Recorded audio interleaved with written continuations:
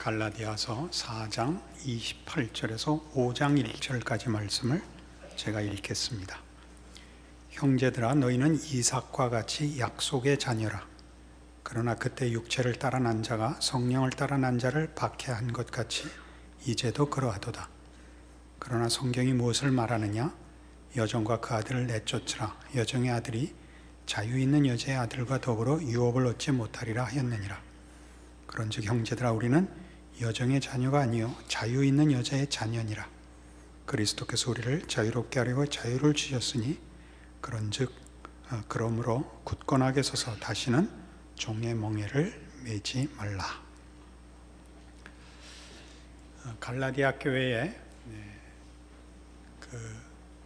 할례 문제, 우리 인간에게 자격과 조건을 만들어 복음의 진정한 은혜성을 감소시키는, 또 왜곡시키는 문제로 인하여 사도 바울이 보낸 서신을 생각하고 있는 중입니다. 이 할례라는 것을 이제 전체적으로 하나의 율법의 그 의미로 보고 꾸중을 하는 것이죠. 율법이 자신에게 근거를 가지려는 것으로 사용되는 것을 맹렬히 꾸짖고 있는 장면입니다. 그러면서 우리가 율법에 매여 있지 않고 예수 그리스도로 말미암아 십자가의 은혜를 입은 자라라는 두 대조를 하면서 율법적 확인을 하려는 자들을 종이라 또는 종의 자녀라 부르고, 그리스도 예수 안에서 하나님의 자녀가 된 자들을 자유인이라 이렇게 부르고 있는 대목입니다. 그러니까 쓰는 용어를 분명하게 하기 위해서 구약의 유명한 사건, 아브라함의 부인인 사라와 그 여종이었던 하갈의 예를 들어서 사라가 난 이삭과 하갈이 난 이스마엘을 비교할 때 그 둘의 자격과 조건, 외적 어떤 것도 비교의 기준이 되지 못하고, 자유인이 난 아들은 자유인으로 그 지위를 물려받고, 종이 난 아들은 엄마가 종이기 때문에 그 자식도 종으로 태어날 수밖에 없다 하는 역사적 사실을 가지고 종과 자유인을 대조시키고 있는 장면입니다. 우리는 세상에서 금방 이해할 수 있는 비유지요. 이제는 노예라는 것이 그 제도가 남아있는 데가 드물지만 인류 역사의 얼마 전까지만 해도 노예는 계속 그 자식이 잘잘못에 상관없이 노예로 태어나곤 했던 것을 우리가 이해를 합니다. 그럼 여기서 말하는 노예의 신분인 종과 자유인은 오늘 본 본문 30절에 있는 것 같이 그러나 성경이 무엇을 말하느냐? 여종과 그 아들을 내쫓으라. 여종의 아들이 자유 있는 여자의 아들과 더불어 유업을 얻지 못하리라 하는 데서 나오듯이, 자유인이란 뭐냐 하면 그 부모와 같은 신분을 가진 자, 그래서 그 가업으로 부족합니다. 유업을 잇는 자라는 의미에서 자유인이고, 종은 유업을 받을 게 없죠. 주인에게 속하여 있는 사유재산이니까 물려받을 무슨 기업이나 유업이라는 게 없는, 가문이 없는 존재입니다. 그렇게 둘을 대조하고 있습니다. 근데 이 둘을 우리가 예수를 믿음으로써 예수의 자녀이기 때문에 자유인이 된다, 그런 개념으로 쓰고 있는 것입니다. 그리고 예수를 믿지 않으면 자유를 줄 수 있는, 영원한 생명을 유업으로 줄 수 있는 주인을 외면함으로써 유업을 받을 수 없는 종과 방불하게 그 기업을 이을 수 없는 종의 신분일 수밖에 없다. 이렇게 둘을 대조하고 있습니다. 그러나 이 자유는 조금 더 설명을 필요로 합니다. 우린 자유라고 하면 남의 간섭이나 강요를 받지 않는 선택권이라고 보통 생각을 하죠. 그러나 성경이 말하는 자유인은 지금 사라와 하갈의 대조, 그 아들인 이삭과 이스마엘의 대조에서 보듯이 본인들의 선택권이 아닙니다. 부모가 누구냐에 따라서 갈리는 운명이지 본인이 능력으로나 선택의 잘잘못으로 갈리는 것이 아닙니다. 우리가 이 문제에 대한 이해를 돕기 위해서 누가복음 15장에 있는 그 탕자의 비유를 찾아가 보기로 합니다.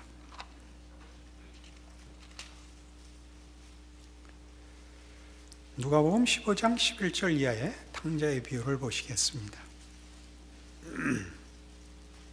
또 이르시되 어떤 사람에게 두 아들이 있는데 그 둘째가 아버지에게 말하되 아버지여 재산 중에서 내게 돌아올 분깃을 내게 주소서 하는지라. 아버지가 그 살림을 각각 나눠 주었더니 그 후 며칠이 안 되어 둘째 아들이 재물을 다 모아가지고 먼 나라에 가 거기서 허랑방탕하여 그 재산을 낭비하더니 다 없앤 후 그 나라에 크게 흉년이 들어 그가 비로소 궁핍한지라.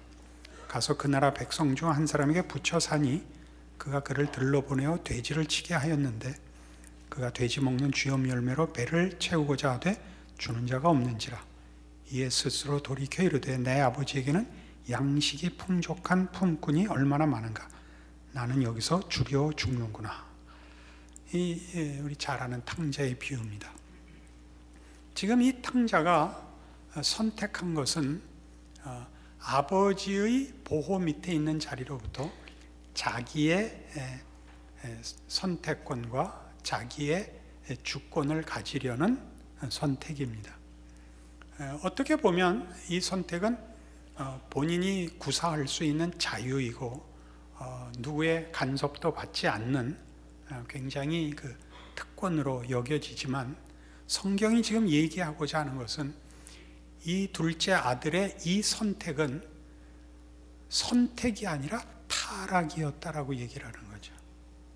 못난 선택이었거든요. 어떤 못난 선택이냐면 자신을 자기가 책임지기로 하고서 자기 몫을 물려받고 외국에 나갔다가 자신이 자기를 책임지지 못하고 주려 죽게 되었다. 이 핵심이죠. 우리 현실에서 많이 보는 사실들입니다. 그가 후회하는 대목이 아주 이 비유의 중요한 부분인데 내 아버지에게는 뭐라고 되어 있죠? 내 아버지에게는 양식이 풍족한 품꾼이 얼마나 많은가. 아버지의 넉넉함과 자신을 비교하는 이 부분이 이 비유의 핵심이죠. 그러니까 우리 지금 종과 자유인의 대비해서 보는 것은 뭐냐면 예수 그리스도로 말미암아 하나님을 아버지로 가지게 된 자의 부요함을 자유인이라고 말하는 것이고, 자신이 자신을 책임져야 하고 하나님의 보호와 통치를 거부한 자들을 종이라고 지금 말하고 있는 부분입니다. 우리가 가지는 자유는 그런 의미에서 내 마음대로 하는 자유가 아닙니다. 기독교인이 가지는 자유는 이런 영원하신 하나님, 전능하신 하나님, 생명과 영광의 주인의 상속자가 됐다는 의미에서 자유라는 말을 쓰고 있지, 이제는 예수를 믿었으니까 나 무엇을 해도 괜찮다라는 방임을 얘기하고 있지 않습니다. 그건 어디서 나타나느냐 하면, 여러분들이 신앙생활을 하면 예수를 믿지 않는 사람들이 자유로워 보이고 예수 믿는 사람들이 오히려 속박 속에 있다고 느끼죠. 신앙을 지켜야 한다는 것, 많은 절제와 희생을 해야 된다는 것 때문에 우리가 자유인이라는 느낌보다는 우리가 예수를 믿기 때문에 가장 일반적으로 생각해도 금욕적으로 살아야 한다 하는 것을 일종의 제한 조건으로 인식을 해서 누구나 신앙생활하는 것은 다 불편해합니다. 그렇지 않습니까? 내가 무슨 날개를 자원해서 자른 것 같이, 다른 많은 권리들을 양보한 것 같이, 희생한 것 같이 그렇게 느끼죠. 그러나 성경이 하고 싶은 얘기는 그게 아닙니다. 이 탕자의 비유에서 보다시피 하나님 없는 사람들이 가지는 선택권은 그건 자유가 아니고 타락입니다. 인간의 유일한 생명과 그 승리를 허락할 수 있는 하나님을 외면한 잘못된 선택입니다. 그것은 철저히 타락입니다. 그래서 에베소서 4장에 가시면 그 믿지 않는 자와 믿는 자들을 이렇게 대비하고 있는 장면을 만납니다. 신약성경 313페이지 에베소서 4장 17절입니다. 그러므로 내가 이것을 말하며 주 안에서 증언하노니 이제부터 너희는 이방인이 그 마음에 허망한 것으로 행함같이 행하지 말라. 그들의 총명이 어두워지고 그들 가운데 있는 무지함과 그들의 마음이 굳어짐으로 말미암아 하나님의 생명에서 떠나 있도다. 그들이 감각 없는 자 되어 자신을 방탕에 방임하여 모든 더러운 것을 욕심으로 행하되 오직 너희는 그리스도를 그같이 배우지 아니하였느니라. 이렇게 대비합니다. 그러니까 예수를 믿지 않는 일반 자연인들을 뭐라 그러냐면 죄인이라고 얘기를 하죠. 어떤 죄인이냐? 자신이 자기의 주인이 된 자들을 죄인이라고 합니다. 인간이 피조물로서 자기가 자기의 필요를 생산해낼 수 없다. 그것이 우리 기독교 신앙이 가지는 이해입니다. 아무의 통치도 받지 않고 자기가 하고 싶은 대로 하는 것이 자유가 아니다 라는 말을 분명히 했습니다. 탕자의 비유에서도 작은 아들이 원했던 것은 자기 마음대로 살고 싶어서 자기 분깃을 먼저 달라고 한 요구입니다. 우리 인류 조상의 타락이 그랬듯이 하나님의 통치를 벗어나 자기를 자기가 책임지겠다고 하자 인간은 그 쓸 것을 외부로부터 도움을 받아야지 본인이 만들어낼 수 있는 창조의 능력이 있는 자가 아닙니다.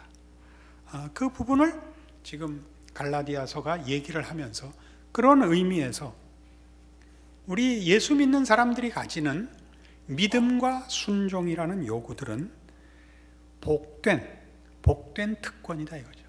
하나님의 자녀된 특권이지 그것이 우리를 속박하거나 우리를 귀찮게 하고 손해케 하는 것이 아니다. 그것을 가르치려고 합니다. 근데 이 문제가 어떤 식으로 우리를 유혹하느냐 하면 갈라디아서 내내 그렇듯이 우리가 우리의 통치권을 가지는 것이 자유인 것 같고 그것이 진정한 인간의 가치인 것 같다고요. 그래서 자기 안에 자기가 확신할 만한 근거를 마련하고 싶은 것. 그래야 하나님이 없어도 되는 것. 이것이 가장 중요한 요청이죠. 우리 많이 기독교 신자들이 오해하는 부분입니다. 우리가 무엇이든지 기도하게 되어 있지만 기도를 할 때마다 이 점을 조심하셔야 됩니다. 이 기도를 마지막으로 드려서 다시는 하나님을 찾을 필요가 없게 해 주십시오. 이게 제일 많습니다. 건강을 회복시켜 달라든가 사업을 성공시켜 달라가 이렇게 함으로써 다시는 치사하게 하나님 찾아오지 않아도 되게 해 주십시오. 이게 우리 기도에 사실은 더 많은 내용입니다. 그러니까 기도를 하라는 건 그런 뜻이 아니라 부모 밑에 있는 자녀가 부모에게 무슨 요청을 하듯이, 그 요청은 부모를 다시 찾지 않아도 된다가 아니라 나의 진정한 필요들, 꼭 필요한 내용들은 부모님이 주시는 것입니다. 저는 부모님을 모시고 있어서 부모님의 보호 밑에 있어서 행복합니다. 이것이 진정한 기도지요. 이 기도를 해내지 못하면 우리의 기도는 늘 그 기도, 하나님 다시 찾아오지 않아도 되게 이번에 확실하게 해결해 주십시오, 이리로 갈 수밖에 없습니다. 그래서 우리의 믿음과 순종이라는 것은 자유인이 가는 길, 우리 자녀들에게 부모된 마음으로 뭐 하라 그러죠? 우리 일반적으로 부모님, 제가 어떻게 하면 부모님께 도움이 되겠습니까? 그럼 다 뭐라고 부모님이 대답해? 뭘 날 위해서요? 공부나 열심히 해. 공부는 누구를 위한 건데? 본인을 위해서, 자신을 위해서 하라는 거지, 부모 자신을 위하여 자녀 보고 공부 잘하라 그러지 않습니다. 그러니까 우리가 가지는 믿음과 순종이라는 기독교에서 요구하는 신앙에 필요한 내용들은 이와 같이 하나님을 모시고 있는 자가 가지는 특권들이지 우리를 어떤 속박으로 묶는 것들이 아닙니다. 그런 차원에서 지금 자유인이라는 것은 그런 차원에서 이삭을 사라가 낳듯이 하나님께서 우리를 부르심으로 허락되는 자유이지 우리가 만들어내는 어떤 결과물들이 아닙니다. 우리가 에베소서 1장에 가면 바로 그 문제를 에베소서 1장에서는 이렇게 가르칩니다. 3절 이하의 내용에 찬송하리로다 하나님 곧 우리 주 예수 그리스도의 아버지께서 그리스도 안에서 하늘에 속한 모든 신령한 복을 우리에게 주시되 곧 창세전에 그리스도 안에서 우리를 택하사 우리로 사랑 안에서 그 앞에 거룩하고 흠이 없게 하시려고 그 기쁘신 뜻대로 우리를 예정하사 예수 그리스도로 말미암아 자기의 아들들이 되게 하셨으니 이는 그가 사랑하시는 자 안에서 우리에게 거저 주시는 바 그의 은혜의 영광을 찬송하게 하려는 것이라. 궁극적인 목적은 이겁니다. 하나님의 은혜의 영광이 무엇인지를 우리로 확인케 하는데 하나님이 베푸시는 은혜, 하나님께서 예수 그리스도 안에서 그의 죽음과 부활로 우리에게 주신 일에 진정한 목적이 있습니다. 이러한 일들은 다 하나님이 그 아들을 보내어 우리에게 시작하신 일입니다. 그게 중요한 문제이죠. 우리가 하나님을 외면하고 타락하여 도망갔던 인류가 하나님 앞에 우리의 이 탕자는 돌아왔지만 비유라서 그렇습니다. 우리 인류는 돌아오지 않았습니다. 하나님이 우리를 부르셨지요. 예수 안에서 부르셨지요. 그러니까 신자의 자유란 이삭이 본인의 노력으로 얻는 것이 아니라 어머니가 누구냐에 따라서 달라진 것 같이 신자들의 자유, 신자들의 특권은 동일하게 우리를 위하여 죽으신 예수 그리스도로 말미암아 허락되어 있는 것이지 우리의 자격이나 노력의 산물이 아니다. 그것을 이제 자유라고 얘기를 하는 것이죠. 그래서 이 자유를 이해를 하면 우리는 우리에게 부과된 일들, 신앙적인 어떤 요청들일지라도 그것이 부모가 자녀에게 요구하는, 자녀를 위하여 요구하는 부모의 명령인 줄 알게 되는 것입니다. 그것이 아까 보았던 에베소서 4장의 대조에서 다시 이렇게 분명해집니다. 17절 이하에 있었던 아직 하나님의 백성이 되지 않은, 예수를 믿지 않는 자연인들, 우리 기독교적 표현으로 죄인들은 자기가 자기의 주인이고 자기가 하는 일이 무엇인지 모르는 삶을 삽니다. 우리 19절에 있는 바와 같이 그들이 감각 없는 자가 되어 자신을 방탕에 방임하여 모든 더러운 것을 욕심으로 행합니다. 그 진정한 방향과 내용을 가질 수 없습니다. 우리는 다르죠. 20절 아까 본 대로 오직 너희는 그리스도를 그같이 배우지 아니하였느니라. 그리고 뭐라고 되어 있냐면 진리가 예수 안에 있는 것 같이 너희가 참으로 그에게서 듣고 또한 그 안에서 가르침을 받았을진데 너희는 유혹의 욕심을 따라 썩어져가는 구습을 따르는 옛사람을 벗어버리고 오직 너희의 심령이 새롭게 되어 하나님을 따라 의와 진리의 거룩함으로 지으심을 받은 새 사람을 입으라. 그러니까 여기에 우리는 지금 어디에 있습니까? 진리가 예수 안에 있는 것 같이 예수로 말미암아 태어난 새 사람, 구원받은 사람은 의와 진리의 거룩함으로 지으심을 받은 새 사람으로 나아가야 되는 것입니다. 이 진리가 예수 안에 있다라고 얘기하는 것은 얼마나 통렬한 지적인지 모릅니다.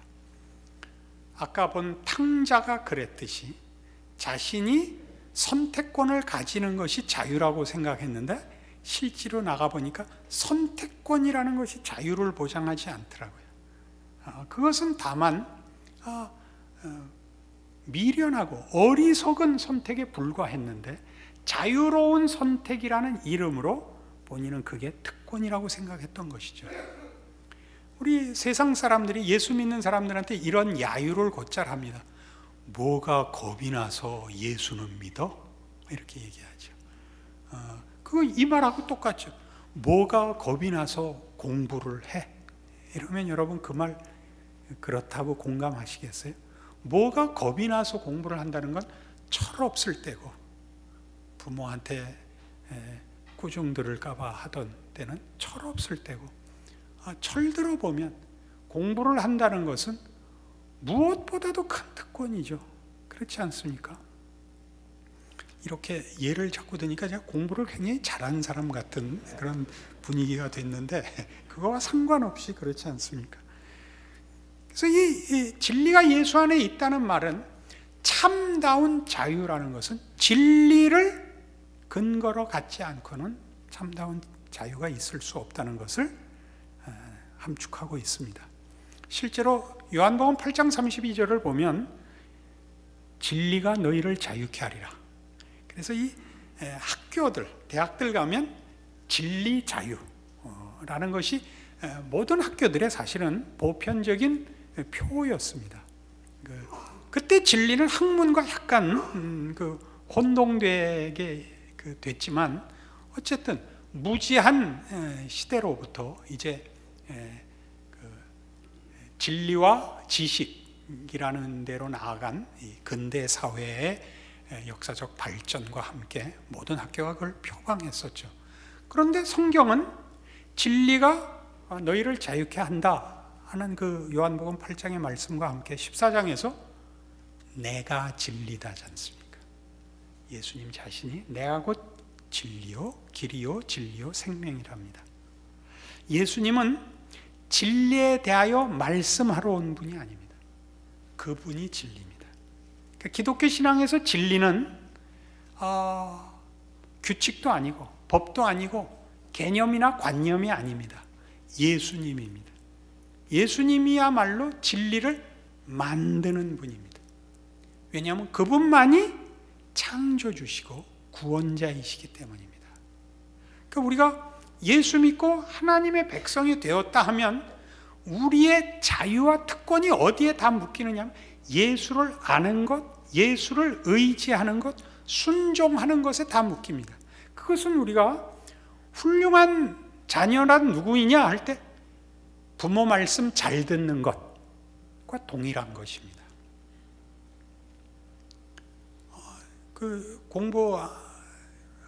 부모 말씀만큼 공부 안 하는 자녀들에게 너 그렇게 공부 안 해서 어떡하려고 그래? 그럴 때 아주 못난 답 중에 하나가 돈만 많이 벌면 될 거 아니야 이렇게 말하는 거 아닙니까? 자녀들이 가끔 그런 말을 하는 때가 있습니다. 결국 돈 많이 벌라고 공부 잘해라 그거 아닙니까? 그때 맞아 그러는 부모는 없습니다. 혹시 있을지도 모르겠지만 그거는 제정신이 아닙니다. 돈 버는 것의 중요함을 제가 무시하는 것이 아니라 그것과는 비교할 수 없는 문제 아닙니까? 지금 우리는 다 이리 부름을 받고 있습니다. 예수 그리스도가 진리이십니다. 우리의 신앙은 그분에게 의존되어 있습니다. 그것이 우리의 특권입니다. 그것이 여기서 말하는, 우리 오늘 본문으로 돌아와서 이 말씀들을 보십시오. 오늘 본문 갈라디아서 4장 31절, 그런즉 형제들아 우리는 여종의 자녀가 아니요 자유 있는 여자의 자녀니라.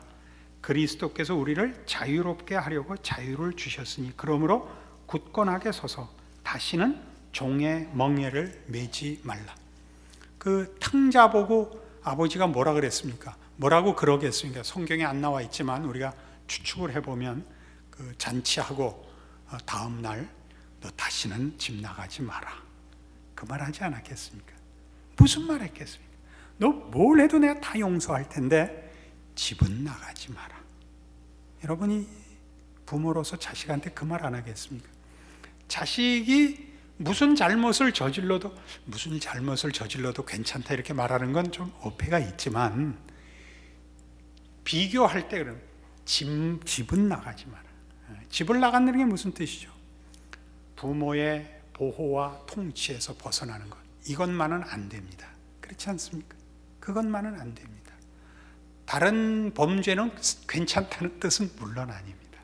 그러니까 신자의 자유라는 것은 믿음을 지키고 순종하는 것이지,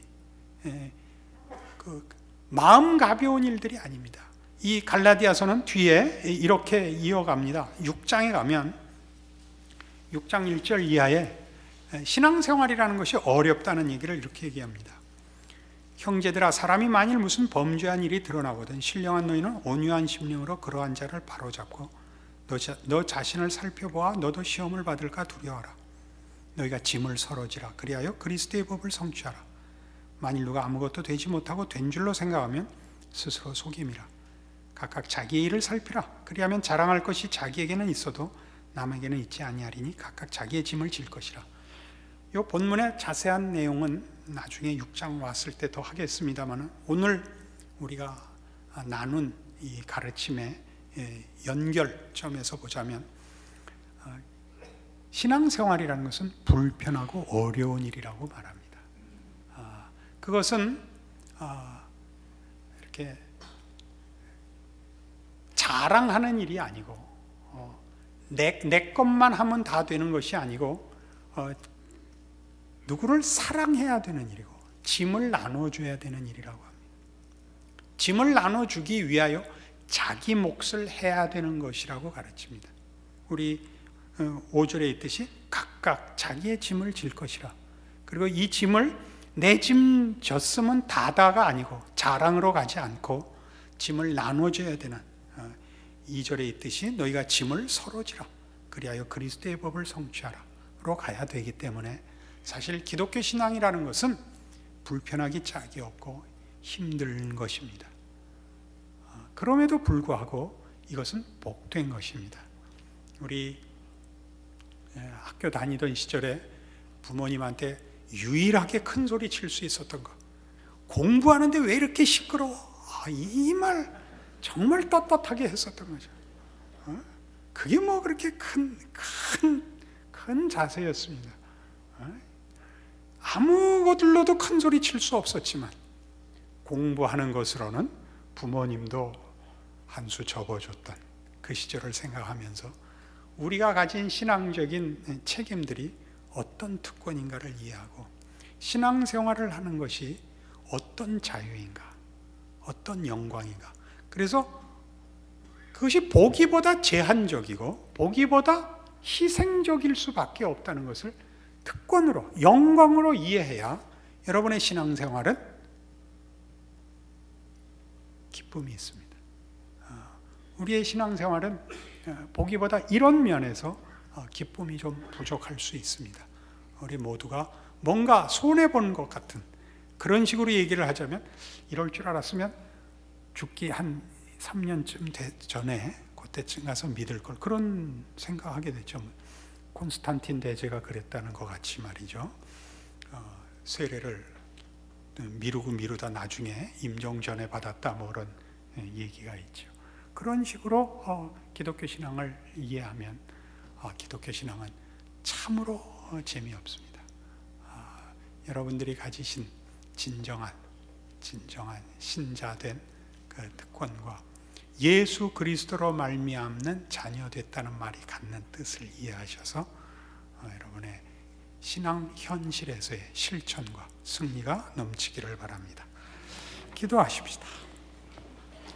하나님 아버지, 하나님의 자녀가 되고 예수를 믿고 사는 것이 얼마나 큰 특권인지 확인했습니다. 이 모든 일을 우리에게 허락하시려고 우리 주께서 십자가를 지셨습니다. 우리를 사랑하신 예수 그리스도의 사랑과 그 사랑으로 우리를 부르신 우리 하나님을 아버지로 모시고 있는 신자된 진정한 믿음과 순종과 헌신과 인내가 있게 하셔서 우리의 신앙생활이 다만 마지못한 신앙생활이 아니라 참으로 자랑과 기쁨과 감사로 이어지는 신앙 현실이 되게 축복하여 주시옵소서. 예수님 이름으로 기도합니다. 아멘.